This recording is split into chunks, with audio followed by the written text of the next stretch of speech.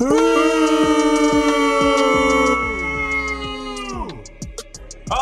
stayed home early because I was boycotting Tyrese Maxey not being in the lineup, and I should have stayed home after a 2-point performance from Paul George, and the Sixers lost to the Brooklyn Nets 196 on this Wednesday night, the final game before the All-Star break, and the Sixers walk into it with a 5-game losing streak. We're here to talk through it with you, and you helping us out here on the PHLY Sixers Postgame Show presented by Bet365.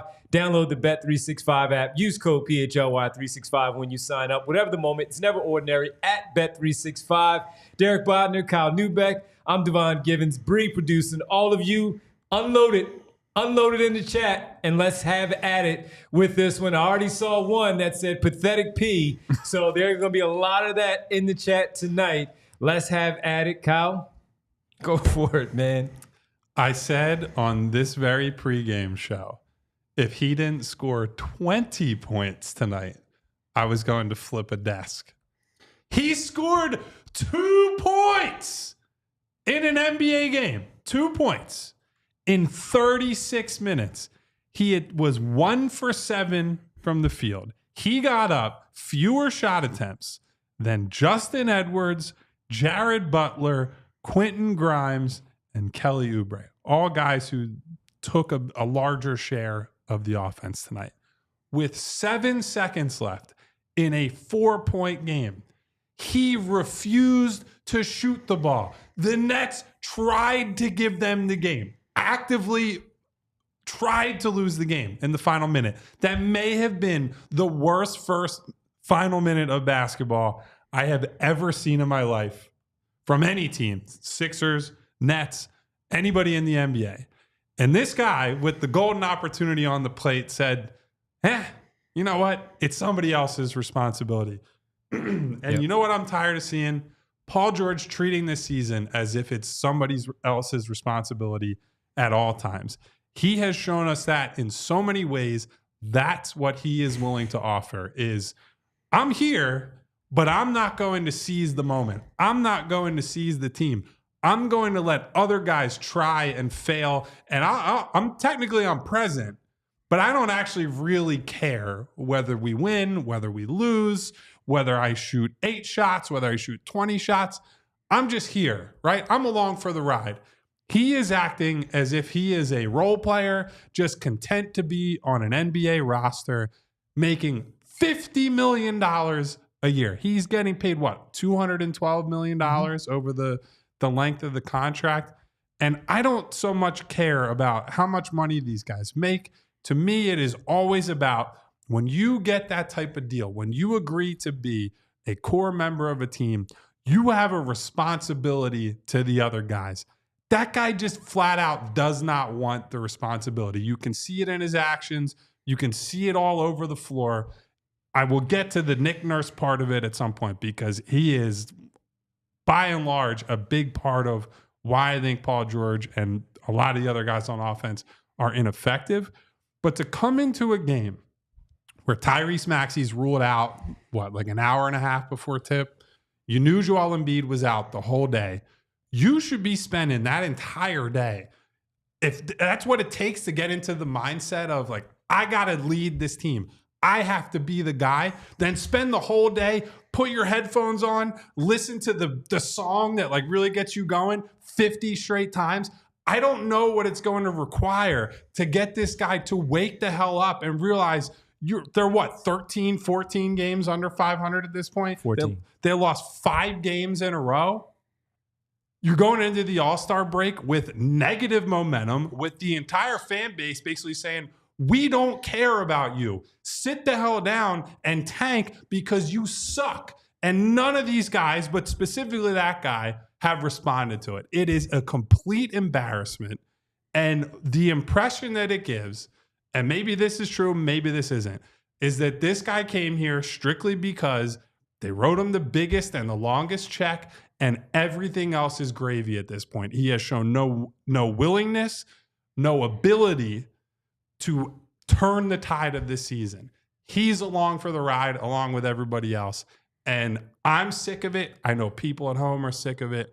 I know you two are sick of it. It is just, it's horrible to watch.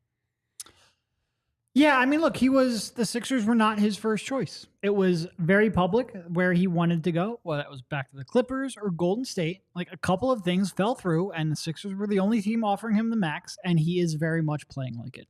And it really was, it's one thing. Like, I can be talked into, the pinky's impacting him. He doesn't have confidence. He's not going to be as assertive, yada, yada, yada.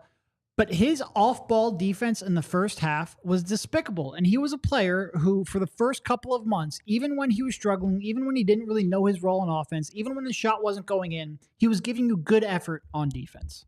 Over the last 2 weeks, when they have had this cupcake schedule that they have now gone 0-5 from, that has fundamentally not been there. I think it's fair to question not only, is the pinky impacting him, but what's his buy-in level right now? Because he is not playing like a player who is desperately trying to cling to a play and run. It is, there's all kinds of questions up and down this roster, from the GM to the coach to 2 of your 3 star players. But if his give a shit doesn't improve, I don't really care how good of a theoretical fit he is. He has been a massive, massive disappointment. And the pinky part, when you bring that up, and Kyle, you said it, 2-point P, pinky P, all that, and we saw some of those in the chat. But watching him with a few of those inbounds passes towards the end, not the one where he passed up the ball, but the inbounds passes, he was taking the ball from the official, left hand down, right hand only, to inbound the ball when you bring up the pinky issue. So clearly it was in his mind that he wasn't going to do anything with the left hand. But you already played, as I look at the box score just to see how many minutes he played, 36 minutes. So he probably played 34 minutes at that point where those had happened. And he was using his left hand. I understand that there's a torn ligament in there. But one thing that I always bring up when we even talking about Joel Embiid, when you're out there, you're out there. Yes. And you have to do something. And while he did have 6 boards, 4 assists, he was still 1 for 7 from the floor. He was 0 for from behind the 3-point line, and he turned the ball over 3 times. He did look disengaged in this game. Even if that pinky is a problem, he looked disinterested after a while, whether the pinky was hurting or not. By the way, it probably does. If the pinky's so bad that he can't be a more assertive than Justin Edwards, get the surgery and sit out. You're not doing anyone any help. And or the other one where the question was when we talked about it, is he going to put a splint on there, or is he going to put the 2 together? Are you going to tie the 2 together? You can manage it sometimes a little bit better when you have the 2 tied together, because you're taking another one away, but the one is not singularly out there just taking the basketball, running at the finger and all that stuff. So you just wonder, should he maybe tie it? Have they tried that? I'm sure they did. They have a great training staff, and they probably tried all those things, and he decided to go with that one. But you're out there. And you're out there and you have to do something, and you're playing against the Brooklyn Nets, who are also going into this game 19-34. They were a game back of you. They stink too. And they're trying to stink. They're trying to stink. And your general manager just told us last week that, hey, we're still in there. We're still in the mix. We're still trying to push forward, and we're going for the playoffs. Nobody would want to see us in the playoffs. Yes, they would. If this is the type of performance that you're going to put out there, and before anybody says, well, Joel wasn't playing, well, we saw what that looked like too yesterday when he played the way that he did, and they did not get the W. This was an awful, awful game. And to sit there, a lot of times, folks, when we're sitting here watching the game, we go back and forth and we throw things at each other. I was just sitting there just kind of just watching, and I had nothing to say because at that point, I didn't have a show to do out there. I have a show to do now, so I have something to say. Plus, I missed the pregame show because I was boycotting Tyrese Maxey not playing. But the fact that they played that way, again, trying to get something going into the break, you just need some sort of momentum. They couldn't muster up a win over Toronto or Brooklyn on Tuesday and Wednesday, one where you had all 3 of your big 3 on the floor, and one here where the Nets wanted to give you that game, and you didn't take it. And again, where we brought up Maxey was disappointing, we were stunned by his performance last night. This was a despicable performance by Paul George tonight. You were out there. You played. You logged 36 minutes. You got to get better. You got to get better than that. Got to get better than that. And again, I really do think like people are going to say pinky pink. It's a torn tendon. It's a torn I tendon. think that can be a legitimate reason for his passivity. Then if you can only attempt 2 shots in 35 minutes or whatever he played, when your 2 stars are out, then you need to get surgery and you need to sit on the bench. It's and not you even already your know what the fault. comeback is going to be. To you, it's not your fault. But like you know the comeback will be, well, I felt like I can help defensively because, I can force some turnovers and stuff. I know. I can make those. I can be a facilitator and help out because Maxey's not there. No Kyle Lowry, right? No point guard. To be fair, I can help out in that way. I do think his defense was better in the second half. It's just he had played 2 weeks straight of pretty poor defense up to that point where I don't really care. I will never sit here on this show or anywhere else and look at a guy who says I can't play and call him soft. I'm not like, I can't be inside someone else's body and say this hurts this badly or you can go. Like when someone says I can't play, I believe you. Yes. Right. Like that is not, I'm never going to sit here and chastise someone who like, you hurt your hand and that's affecting your ability to play basketball. Sit down, get the surgery, sit out, wear a air cast, like whatever you have to do to be an effective basketball player. I will take you at your word because I am not I'm not a doctor. I am not you. It's not an out of body experience that I can have to understand what you're going through. When you're between those lines, when you're on the floor, you are responsible for whatever it is your job is as a basketball player for this team. And he did not come anywhere close to delivering on that, right? Like early, I think in the second half, you could say at times, hey, they started trapping him and doubling him some more. They tried to get him off the ball. And that would have explained him being passive late in the game, right? He's just getting off the ball and he's allowing, whether it's Kelly Oubre, Quentin Grimes, whoever it might be, they're getting better opportunities to get downhill and make plays. Early in that game, in the first half, he's taken early clock possessions where he's driving toward the basket and actively deciding, it is better for me to kick out to an open Andre Drummond spot up 3 than it is for me to try to attack somebody, to go through contact, to try to score around somebody. That's just bogus, dude. Like this guy has not shown the mentality that he needs to have in order to justify having a 3-star approach in the first place, right? The whole reason you bring in a 3rd star rather than a bunch of role players and splitting up the money is that you believe this guy's an elite fit, but also when Joel is out, this guy's going to say, all right, I'm either the number 2 or tonight I should be the number 1. I got to go out there. Maybe I go 10 for 27, but I'm going to get to the free throw line. I'm going to make a big impact on this game and we'll live or die based on how I play. Will we still criticize him if he chopped the ball poorly and they lose? Of course, but it is not the same as an abdication of duty, which is what we were watching out there tonight. And it's what we've seen for a lot of the season. Like, I can't wrap my head around. I've seen some people in the chat, like, he signed up to be a number 3 guy. No, you sign up to be a really important member of the team. If you've played any team sport, I was not the best player on every team I played for. I'm sure that's the case for Derek and Devon too. Whoa. You don't know. If your best player went out, you don't just lay down and die. If your best 2 players went out, you don't just say, well, we're screwed. I'm not going to show up. Like, that's ridiculous. I mean, Quentin Grimes wasn't traded for to be a Quentin number 1 Grimes option. showed up and scored 30 points. He was running the offense in crunch time. They're giving him the ball over and over and over again. Kelly Oubre is a little bit more of like, yeah, he thinks he's the star of the show all the time. But Kelly Oubre tonight, like, if we want to be positive, that was a guy who he scored 30, but he didn't even have to do it dominating the ball. He's scoring on cuts. He's scoring in transition. He's being an active off-ball player. Paul George spent half of that game standing in the corner doing nothing. If that's what you're capable of giving, go sit at home, collect your paycheck, rehab, and the fans will be much happier watching young guys play and hoping that the team tanks hard enough to get a draft pick.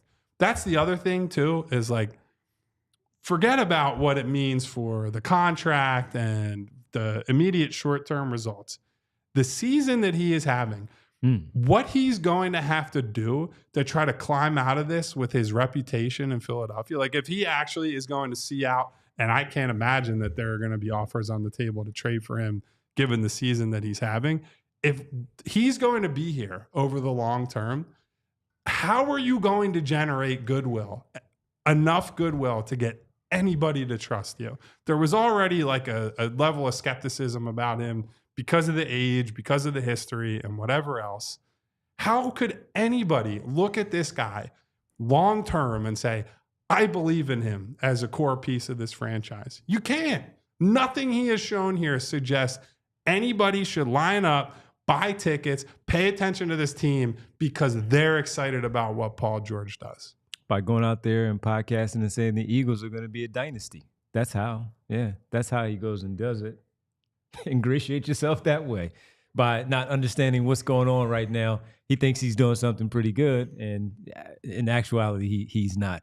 Folks, let's take a quick break. We come right back. We'll get into it a lot more here as the Sixers fall 100-96. Paul George scores just 2 points in 36 minutes, and the Sixers lost their 5th straight loss as they walk into the All-Star break Toronto and Brooklyn with a 20-34 record, losing their last 2 to the Toronto Raptors, and tonight the Brooklyn Nets. We'll discuss it more here. We'll later on get to our player of the game, talk about a few other things, the positive stuff that Kyle mentioned, but we'll talk about those guys a little bit later by themselves when we get back right here on the PHLY Sixers Postgame Show, right here, presented by Bet365.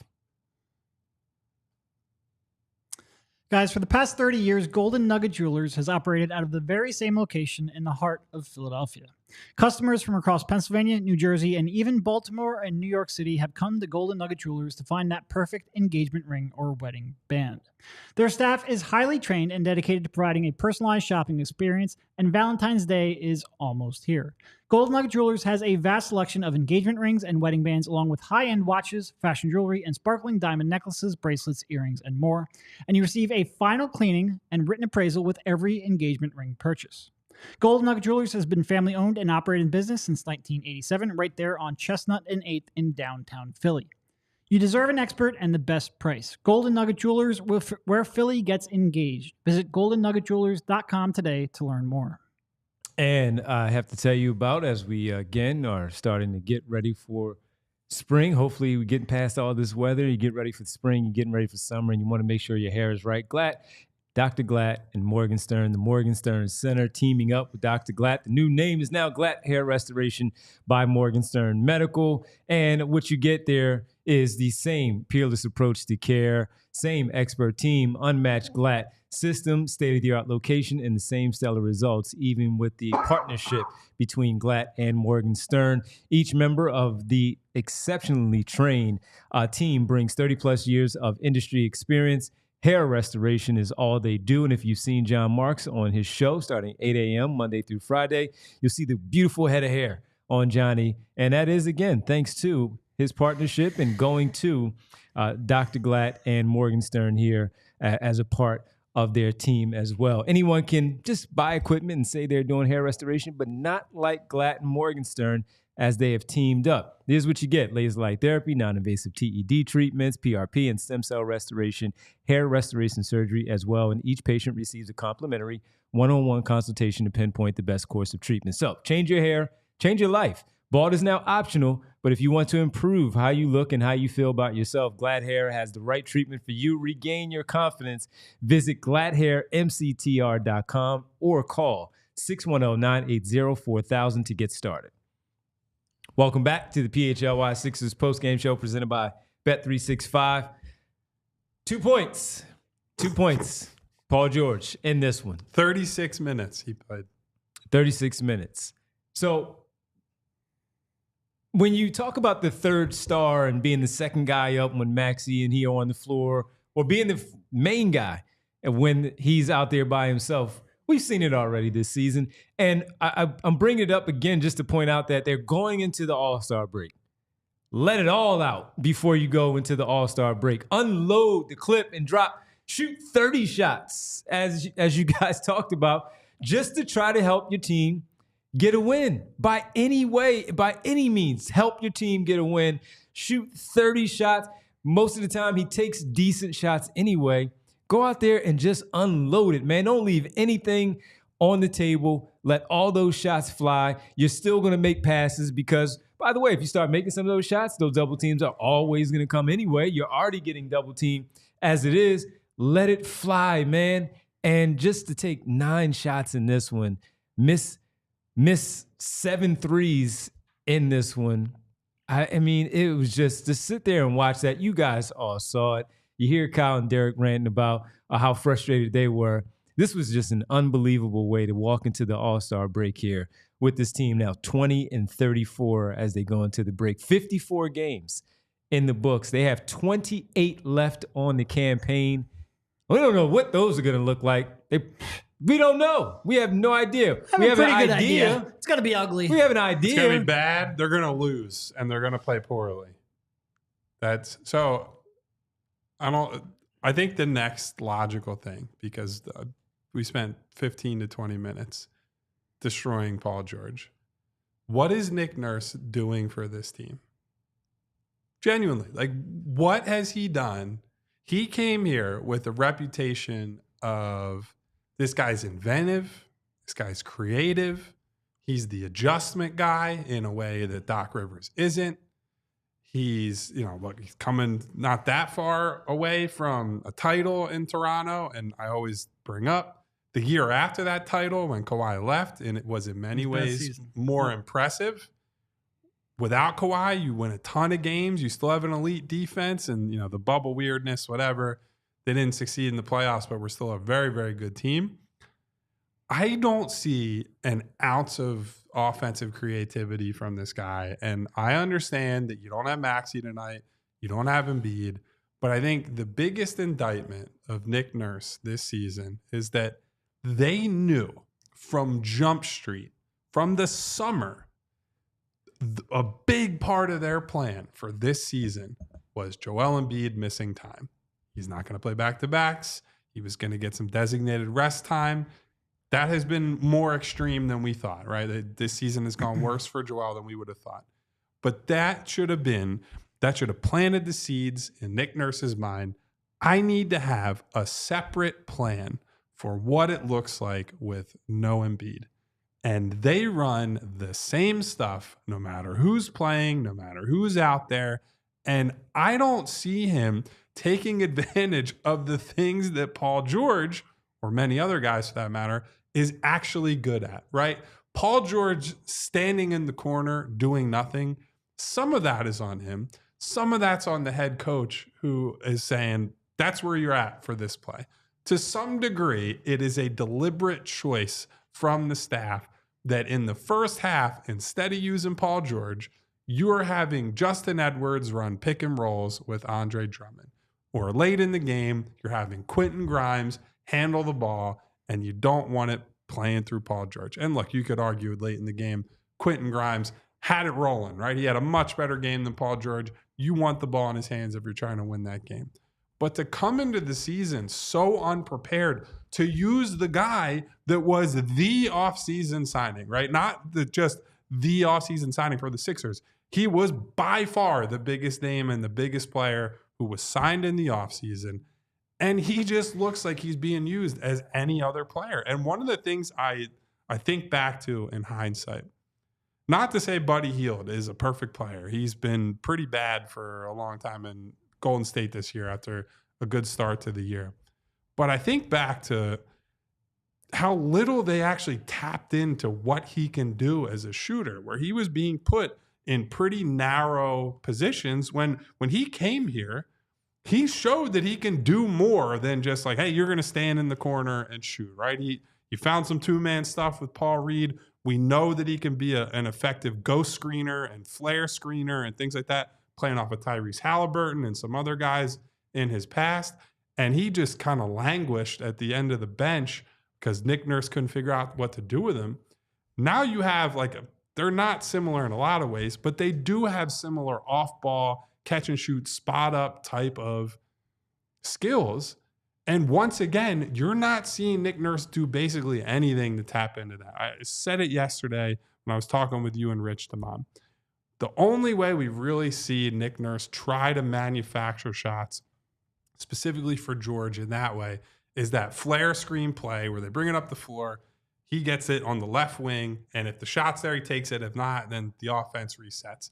There is not much creativity in terms of what Paul is getting as an off-ball shooter.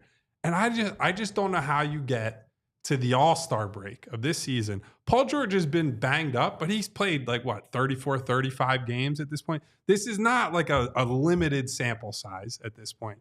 You have found no way to unlock and tap into what this guy is good at. So instead, he's either ineffective as a driver because he hasn't had great bursts this year, or he's relegated to the corner, or he's taking fadeaway mid-range jumpers. It's just infuriating. And that's not all Paul. I put a big part of that on Nick. And when you look at how the offense runs otherwise, certainly not reflecting well on him either. Yeah. No, you mentioned, he shouldn't be standing in the corner. Well, part of the problem is also not only is he standing in the corner, but the Sixers have no real way of even generating an open corner three. The only one who really takes it is Kelly, and that's because teams leave Kelly open in the corner because he shoots 25% from three. The offense has been, and even it would be another thing if he was only taking a career low. I think this is the lowest he shot in a full season since he was a rookie in terms of just usage.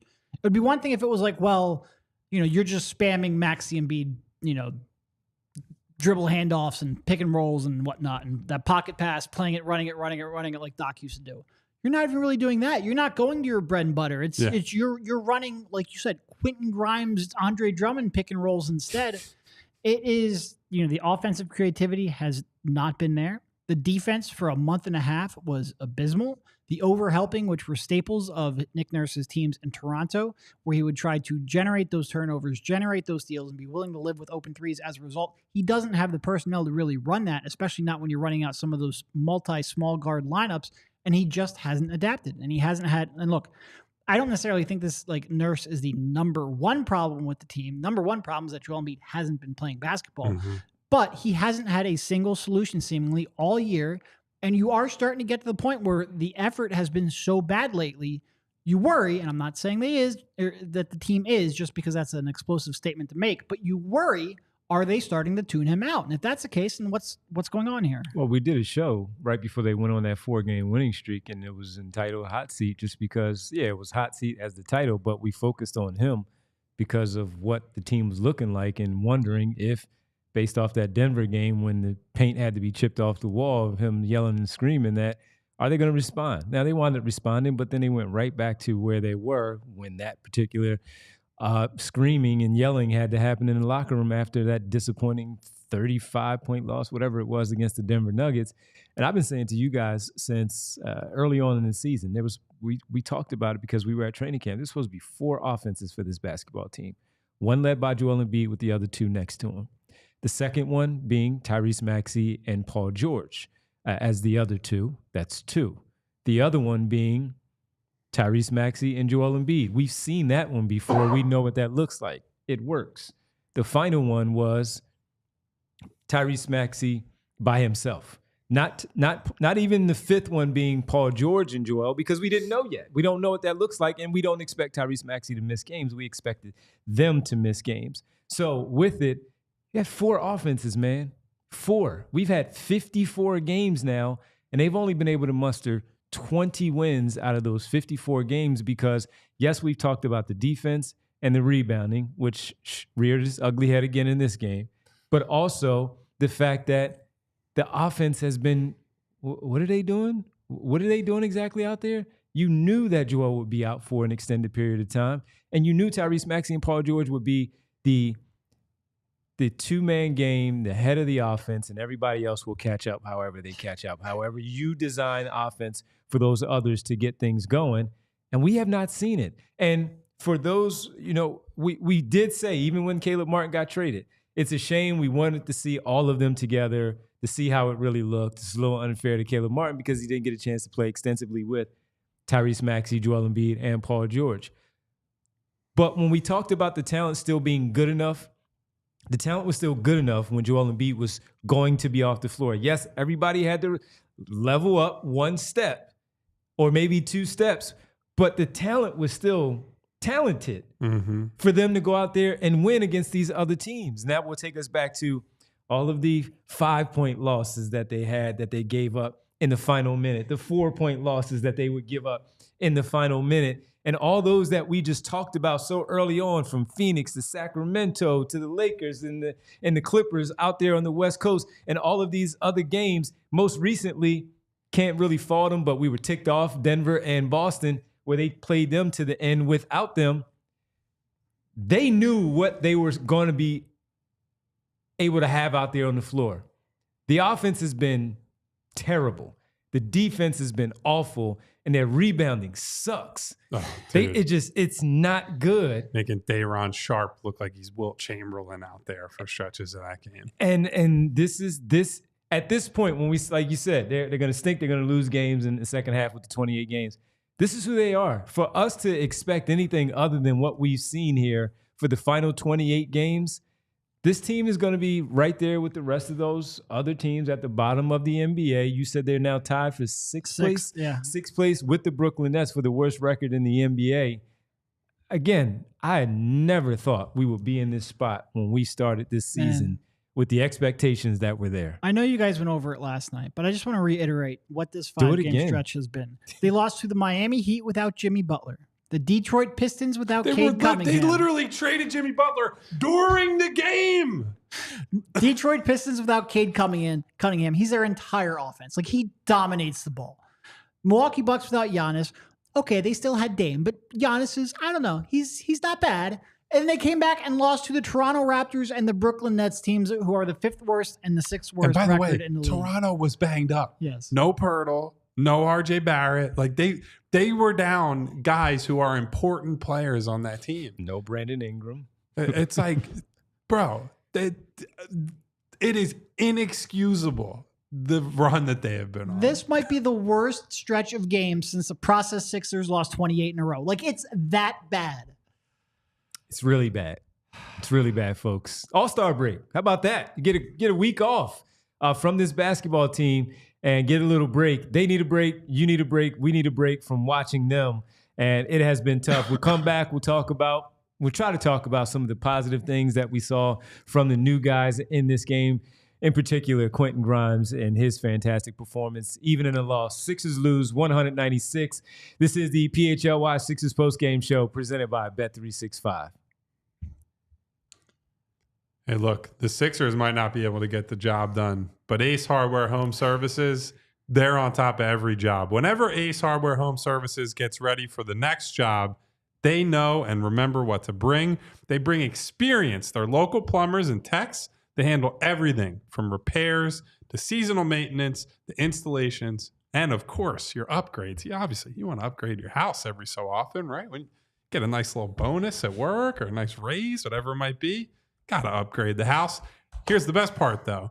They bring understanding. They listen to exactly what you want, and the job isn't completed until you're 100% satisfied. They bring helpful to your home so you can spend more of your time on the projects that really matter. So visit Ace Hardware Home Services online at www.acehardwarehomeservices.com to get you started on your next project. And that bonus that you received that, Kyle was talking about, you can take that head on over to TrueMark, because look, not all of us have $212 million to make our financial problems go away. Did all of that holiday shopping leave you with a credit card balance that's weighing you down? But think about this. What if you could pay that balance off faster and with zero interest until 2026? Because TrueMark Financial is offering zero interest on balance transfers for 12 months, so all your payments can go toward reducing your balance, not just covering interest. Transfer your existing balance from another institution to TrueMark Financial Visa credit card and take advantage of this amazing offer. But you have to hurry up because you have to apply by February 28th, 2025. Whether you're interested in earning rewards, cashback, or simply prefer a low rate for everyday purchases, with TrueMark Financial, you can choose a credit card that best fits your financial needs. Visit TrueMark.com/compare for full details and to apply today. TrueMark Financial, federally insured by the NCUA, equal opportunity lender. Terms and conditions apply. All loans are subject to approval. 3% balance transfer fees apply. Standard rates apply after the promotional rate. Welcome back to the PHLY Sixers Postgame Show presented by Bet365 as the Sixers lose their 5th in a row going into the All-Star break here. A little bit of some time off for the boys. They can step away, clear their heads a little bit. And better really clear them because I don't know what's going on up in their heads these days. Well, one bright spot in this one. First, I saw you guys looking at the one. You want to talk about the, minor breaking news. We talked about this guy a lot. And, free agent guard, Markelle Fultz, has agreed to a deal with the Sacramento Kings to continue his basketball career. So good for Markelle. Good for Hopefully, him. I don't know that I love the fit there, given DeRozan and some of the other stuff that they have there, but I'm glad he's got another opportunity. We'll see what he honestly, if I had any idea what was going to happen this year, I would have just said bring back all the old Sixers players who people like a little bit and just run them out there for the final 30 games of the season, so I don't have to watch this slop anymore. Yeah, so good for him. Good for him. They needed some guard help. They traded Fox and Herter out of there, but some more guard help. Good for him. Let's see if he can stick. All right, guard help that the Sixers did get wasn't enough, unfortunately, but not his fault. 30 points for Quentin Grimes, Derek. We've seen some good things. Make sure you go read Kyle's recap at allphly.com to get his thoughts. Just a little hint. It's in the good, of course, of the recap, but there's very little of that. Very little of that, but he does get a shout out in that one. But he was really good tonight. He's starting to, again, we all like the idea of him being with this basketball team, not only now, but in the future. And you see why with the performance tonight and some of these other games that he has already played, but particularly tonight, what he did. Yeah, it was real impressive. He can make the three off the catch. He had some nice sidestep threes. He made a nice baseline cut where Yabusele found him. He was creating off the dribble late in the game. He showed a variety of skills and defensive intensity that I think is going to play well alongside of McCain and Maxey. And I think when we eventually have to step back from the day-to-day of this team and look at the long term, finding a pairing to put next to Maxey is really important. And if they did that with this trade deadline or are able to bring him back on a reasonable contract next summer, that's a pretty big win at the deadline. It doesn't paper over all of the other things going wrong with this team. It doesn't change the trajectory if you can't get your big guys back on track. But it's really important to get that defensive-minded guard who's willing to shoot. And he launched 9 threes here today. It was an incredible game. It was, I wasn't 100% sure he had that kind of one-on-one or coming off of screen creation in him. I think he showed more than I was expecting here in this one. Mm-hmm. I have almost no problems with him tonight. It was a really impressive performance. Yeah, I think the stuff I've really been encouraged by is the downhill attacking. Because I think coming into it after I've seen him play quite a bit, but also talking to the people in Dallas, I was most confident he would come in, he'd hit spot up threes, and he could fit in that way. I think the constant ability that he's shown to get to the rim has been impressive. And, how much that holds up over time, we'll have to wait and see. But I do think, especially when you're watching Paul George out there, seeing a guy with like real athleticism, real explosion on a first step and the acceleration to get by guys, that's been real in these first however many games, 3 games, 4 games that he's played so far in Philly. So, defensively, one of my worries will be, is he going to look around at the guys who are quitting on the season and decide to pack it in along with them? He has some reasons contractually, because he's a restricted free agent, to play as hard as he can, play as well as he can from now until the end of the year, no matter what happens. I don't want him to get caught up in the loser stink of the season. And I have enjoyed seeing him compete and play hard and try to do things to help the team on both ends of the floor, because frankly, they're not getting that from a lot of guys right now. So it's been a breath of fresh air watching him, and I 100% agree. I think you can see the outline of a player who makes all the sense in the world next to Maxey and McCain. How you figure out juggling their roles and their places on this team, we'll have to wait and see over the long term. But he has enough of that off the dribble game that I feel really good about that, because that's always kind of the concern I have with partners for Maxey and McCain is like, you want a bigger guy, right? Someone with some size to defend, because that's one of my that's default, right? You need a good defender, good 3-point shooter at that spot. But then you worry like, okay, can that guy create for himself? Like, is he more of a a classic 2-guard and not that good of a 2-guard because you just don't have that much money to spend on that position. Well, he looks like he can do just about everything you want from a guy in that spot.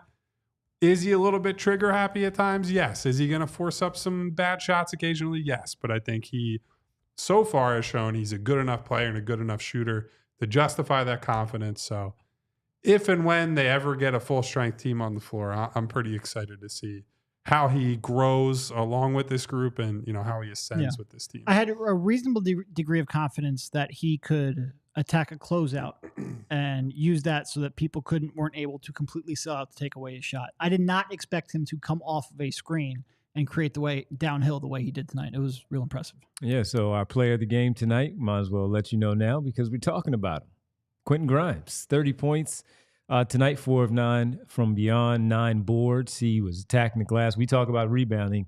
Wasn't his fault. He was getting in there. He was sticking his nose in there, getting those rebounds, crashing the glass, selling out for those rebounds, 4 assists as well. So when at one point Kelly Oubre was trailing him in points and Quentin Grimes wound up, they both had 30 tonight. He caught him. But it was some of the assists, some of the extra passes that he was making to Oubre, finding him underneath the basket for an easy layup and a dunk, and a few other spots where he was finding him. So Quentin Grimes, our player of the game tonight, in a tough game for the Philadelphia 76ers. And our player of the game is always brought Shout to you out to by Kelly because, he had a season high and probably would have been, but Quentin's the new guy. Quentin's the guy that we're all trying to evaluate and figure out what he can provide to the team. So I think it was natural to go that way. Yeah, we had a real debate about are we giving it to Grimes or Oubre? And I think if Grimes wasn't the new guy, we probably lean toward Oubre. But also, at the end of that game, the fact that Grimes is bringing the ball up and the guy that they're running the offense through was just so crazy that it's like, you got to give it to him. But that, I think we probably all agree, that's a great example of that's the best version of Kelly offensively, right? A guy who just pops up all over the place, didn't have to dominate the ball, was not taking a lot of ill-advised shots. It's forcing the issue in transition. It's being a purposeful cutter. And just understanding floor spots and floor space. I thought he did a really good job of that tonight. Really efficient, 10 for 16 from the floor. And he was 2 for 3 from beyond. He got to the free throw line 8 times. So the aggressiveness that we see a lot from him, sometimes it gets him in trouble.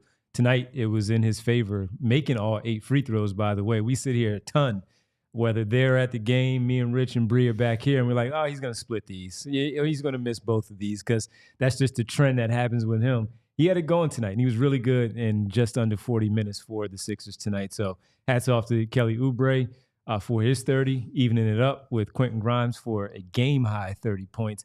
And Grimes also got to the free throw line 9 times. So while he was 6 for 9, he got there 9 times. Just got to knock those down at a better clip from the free throw line. They are free. Do you have a quick quote here from Sam DiGiovanni said that Paul George still feels zingers in his finger when he dribbles and that he'll have to wear the splint for 6 more weeks. I don't know. It just came up, so I'm explaining, why he might be passive. That's all.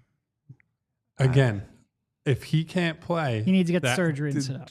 Get it fixed and don't play. I'm never going to question people for pain tolerance or not being able to. That's just, it is what it is. But if you're out there, you're out there. Like I really respected how Tyrese handled last night, right? Where we asked him directly. I wouldn't have minded if he gave some details. Right, I wouldn't have minded if he said, "Hey, I had a problem out there, bang knees with Scotty Barnes, whatever." But I respected the fact that he was like, "Hey, there's no excuses. I was out there," and then he clearly wasn't good enough to go tonight and didn't play. I think that's a marked difference, and so I appreciate Tyrese's approach. I'm not even saying that Paul is making excuses here. I believe that the finger is messed up and that it's difficult to play with. For sure. If you're out there, you got to get it done. Point blank. And I'll be honest, if he keeps playing like this, you might need to sit him until it heals just to have an excuse for the way he's played because the trade value is tanking by the minute. I said the exact thing in my recap tonight, right? There is no upside if he is in an actually damaged state to playing him right now. You're not helping. If you're in the mindset that you want to win, you're not helping on that front. If you're in the mindset that You want to try to showcase him a little bit because you want to trade him eventually. Sure as hell aren't helping for that. You're not building any chemistry. Like, you're not accomplishing anything by putting him out there when he's compromised, if he's compromised. So I just sit him down. Yep. Sit him down. Well, he's going to be sitting for a little bit here. We'll see what that looks like when they come back from the All-Star break. Let's get to the Super Chats that we have here tonight, starting with Marcus Blackstock saying he intentionally went out there and gave up. So he isn't a leader neither. I would certainly say, yeah. It wasn't a good effort. The closest thing you have to a leader on his team from a mentality standpoint, from a how you respond to adversity standpoint, is Tyrese. He wasn't available. Yep. I would say this too. As much as we're talking positively about Quentin Grimes, and this is not about, I wouldn't undo the trade. Losing Caleb, who is like a really sturdy guy in that locker room, the more you take away from it and the more you're reliant on a kind of an unstable room and a group of guys that, to your point, outside of Maxey, are not really like leadership types, this is what you end up with, right? You have a group that's just like collective shoulder shrug. The intangible stuff matters. You'll never convince me. Like, there are people who, and frankly, Daryl Morey treats it a little bit this way, a lot of it this way sometimes, where it's more like, yeah, we're putting the best names on the piece of paper that we can, but like how those people interact as people and as leaders matters to me, not as much as the basketball talent, but it matters quite a bit. And I think you're seeing the result of that. Like, that's why people were still, despite his issues, pining for Jimmy Butler. They feel that he brings something that's like a thing you can't quite put your finger on, but you just know it when you see it. The it, whatever the it is. Yeah, I think Daryl's perspective would probably be that it will eventually show up on the court, and that if he didn't have it, he wouldn't have been able to produce the way he was.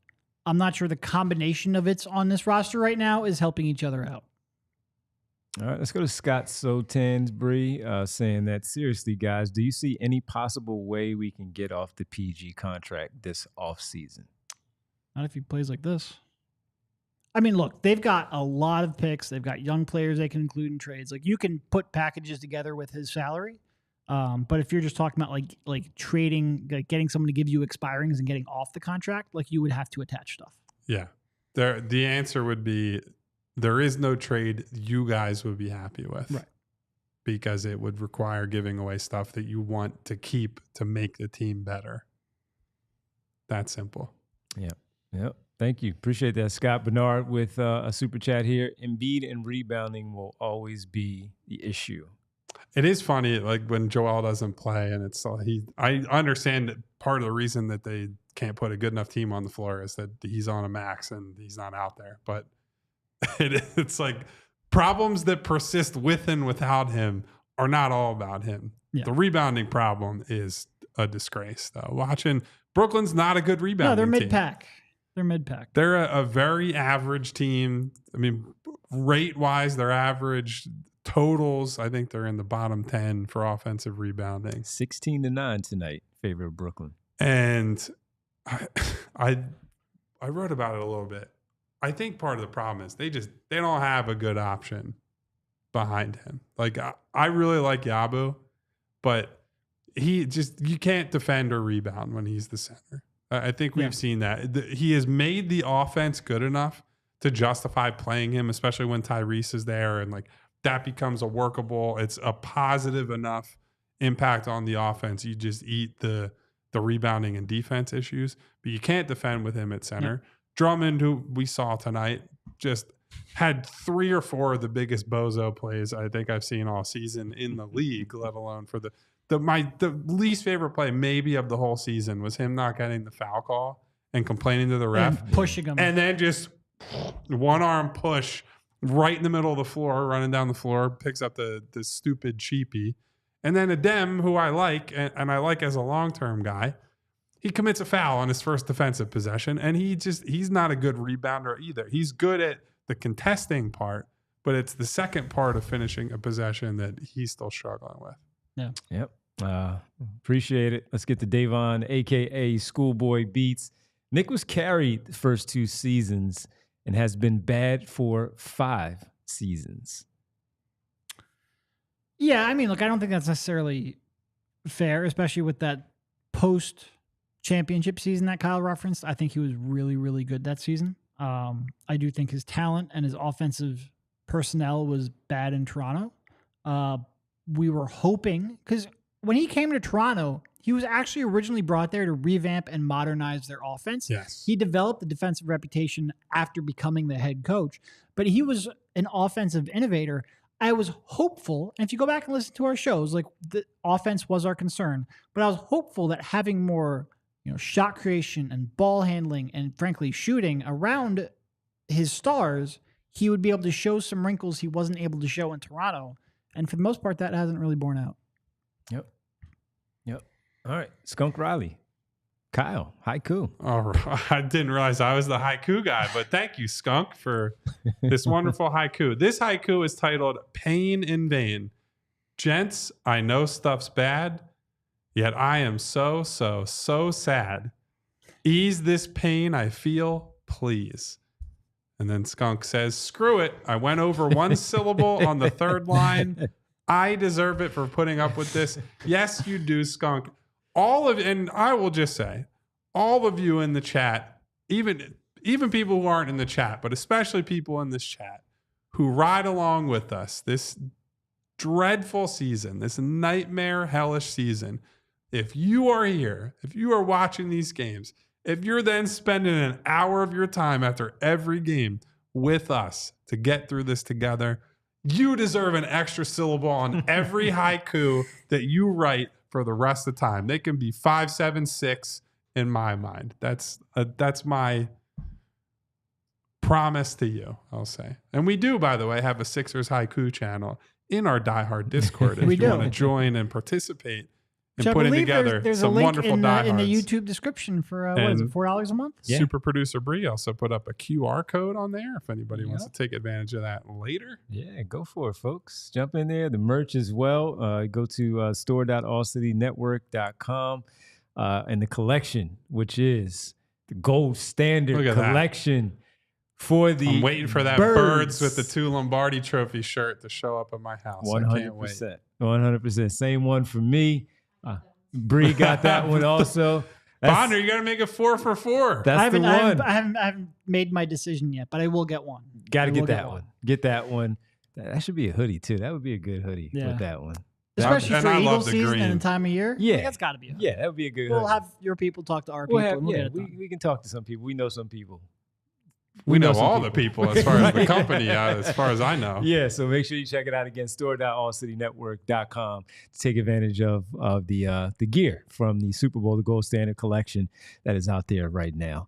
I wanted to ask you guys about Jared Butler. He did not have a good shooting night, much better than last night. He was 2 for 9 in the starting role, but did have 9 assists tonight in that starting role, 8 points, 2 boards. He had 4 turnovers, 24-plus minutes. The thing that I've seen with him, even as good as he was last night, was when he was out there with Embiid early before he really started going, he kind of looked Joel off in the early part of the game, and Joel was kind of waiting for that ball to come back to him at the top of the key. He has the speed to get by his defender, get to the basket. Kind of watch Joel's body language to see how he gets when a guy doesn't give him the basketball, especially not named Tyrese Maxey. It's okay. Or you saying the 2-way guy doesn't have as much clout as Tyrese Maxey? I don't think so. Not as much, but it settled in as the game went on, as we know, and we talked about it last night. Tonight, though, the follow-up, it took him a while to get those first points. And I remember he had 8 points, and I remember 1 point in the free throw line. It was a technical. I think it was a 3-second violation or a legal defense that they called on Brooklyn. Kelly Oubre was walking to the free throw line, and Jared Butler was able to convince him to let him shoot the free throw, which he made, which was his first point. And he felt like he needed to get something on the board because he did not have it going and the shooting was not there. Despite that, what were your thoughts on his performance tonight? 2 for 9 and 20, just under 25. I mean, bad shooting game, but I think broadly you can see what the vision for him is and what he can do for this team. He's a shot creator. He's somebody who can get to a spot, get some good looks, and I think he got good looks on threes tonight on some catch and shoot stuff. And I think it was probably 2 catch and shoots and 2 pull-ups, if I'm remembering correctly. I'd have to go back and check. But yeah, I mean, I think he'll shoot better on an average night. And I think the ability to set guys up and actually do that by dribbling past someone and making the defense collapse a little bit is something that they just were not getting from Jackson or Lowry. So bad shooting night and not that good of a game in a starting role, but I doesn't change my eval of him basically at all. Yeah, I think he was the one when you were watching, you said, all right, this ramp up in responsibility is probably impacting him. Yeah. Because some of those shots at the rim were tough, and he couldn't get them over Claxton, and he really struggled to finish inside. And then some of the passes, he would get himself deep into the paint and sort of not have a great outlet, and some of the turnovers were, I think, trying to do a little too much. And when you're trying to run the point as a starting point guard for 25 minutes without your 2 stars and with your 3rd star unable to really elevate, whether because of his mentality or his pinky. And again, I do actually think the pinky's a significant factor. Either way, when you're asking Jared Butler all of a sudden to try to carry you, he's going to make more mistakes. And I think, he certainly has the skill set to be a backup point guard for this team, especially considering what they were lacking. And just even forgetting for a moment the ability to get in the paint off the dribble, which I think is a key skill for him, but just being able to push the tempo a little bit in transition and get into the offense just a couple seconds earlier. I think he should be getting the bulk of those backup point guard minutes. And that certainly isn't dissuaded from his night tonight. Hey, Aaron, our buddy Aaron in the chat says, I think Jarrett can be a playable backup to the point that we're all making. Also, Gavini says, though, I don't like him looking off. I didn't like him looking off Joel, though, in that. So, I mean, we all saw it, and it was pretty clear. It was glaring in the very beginning. But, again, he has that scorer's mentality. Tonight, I was encouraged because he did have 9 assists. He did actually run the basketball team. And he did pass the rock. So that was encouraging. Hopefully going forward, we see a little bit of that. And I'm okay with him looking Joel off once in a while, by the way. I think Joel respects that. Yeah. Honestly, like he wants guys around him that are not afraid to take shots and say, no, I got a favorable matchup. I'm going to go out and do what I do with it, right? Yes, not all the time. Yeah. And in those that I'm referencing, I didn't think he had a favorable matchup. Yeah, no, I get those yesterday. That's why I'm like, no, give that back. You might get the ball back as you run around and do whatever you're doing as part of the action. But I do too. I remember as much as we get on 12. I remember when he first got here, and Ben Simmons. You remember he would always the ball would come off. You got to find Ben Simmons for an outlet. And I remember 12 in one of his first games. I think it was the Lakers game. He's like, no, go run. So I don't mind guys telling the stars, especially, no, run, man. We can use you as an outlet, as a guy as a guy filling the lane, so we can finish it off. And so I don't mind it at all. Just in that particular situation, I was like, oh, okay, this is interesting. Knowing Joel too, of yes, he respects it, but also if you're not doing anything with it, you better give the ball back to me and let's rock and roll. Yeah. So, all right, folks, we're going to get ready to get out of here. We're back tomorrow at 3 p.m. on Thursday to talk about the start of the All-Star break with this basketball team, 54 games in with a 20-34 record on a 5-game losing streak. So we'll be back tomorrow at 3. Before we go, though, we do want to make sure we give everybody on the way out world famous roll call. Thank you, everybody, for being here. And I mean everybody, but I'm only going to be able to get to some of you because I can only scroll so far up through the YouTube chat. Thank you to Jerry Sinclair, to Aaron, to Neil Deaver, to Joaquin from Cherry Hill, to Romeo. Is that Romeo Dread or Romeo D Red? I can't tell, but thank you, Romeo, for stopping through. Okay. Jermaine. To Remo K. What up, to man? Bootzilla. Boots. To Jess. To my girl Winona. Hey, Nona. I think I saw Jeannie in here, but shout out to Jeannie. Either way. Sir Shmooey. Gavini. John Peace. M the Gorilla. Peace. Vic. Mellow 3-point. Who else? What we up, got Mello? Here? Did I say SB Cole? If I did not, hello. Is that Kima or Chima? I apologize if I'm saying your name wrong. Either way, thank you for coming through. Kamel, Bernard McCoy. Who are other super chatters? We had Skunk Riley. We had Marcus. We had Davon and Scott. Thank you guys for coming through. Thank you to Phil. Thank you to Money Mar. Public enemy number one, as What up, always. Phil? What up, you Mark? better love somebody. Love somebody, love somebody, love Thanks, somebody. everyone. Excuse me for coming through. I'm playing through illness, even if nobody else does. Hit the subscribe button. Hit the bell icon so you can get notifications each and every time we go live. Hit the thumbs up to say thank you to super producer Bree for rocking it as always and coming along for the ride of this disaster season. We will be back tomorrow, 3 p.m. We'll see you then. See ya. We all silly like the mayor.